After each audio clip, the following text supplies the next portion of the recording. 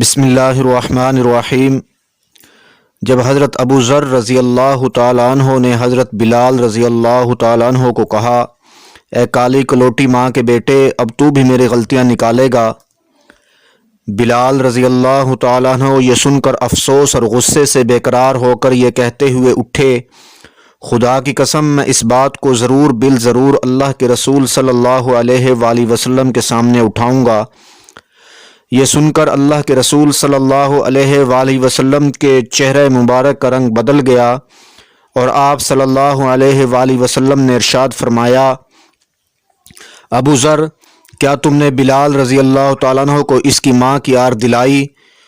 تمہارے اندر کی جاہلیت ابھی تک نہ گئی؟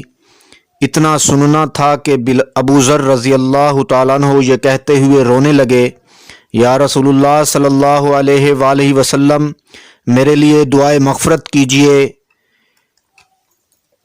اور پھر روتے ہوئے مسجد سے باہر نکلے۔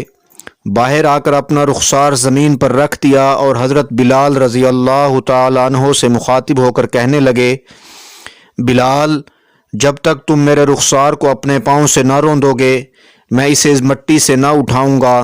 یقیناً تم معزز اور محترم ہو اور میں ذلیل و خوار۔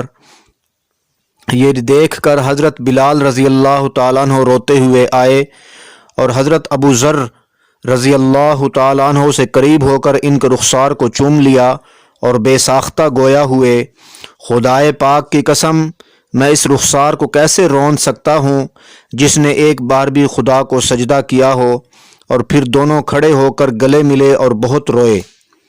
دوستو، آج ہم ایک دوسرے کی ہزار بار دل آزاری کرتے ہیں، مگر کوئی یہ نہیں کہتا کہ بھائی مجھے معاف کر دیں، بہن معذرت قبول کریں۔ سچ تو یہ ہے کہ ہم آئے دن لوگوں کے جذبات کو چھلنی کر دیتے ہیں، مگر معذرت کے الفاظ تک زبان سے ادا نہیں کرتے، اور معاف کر دیجئے جیسا ایک لفظ بھی کہتے ہوئے ہمیں شرم آتی ہے۔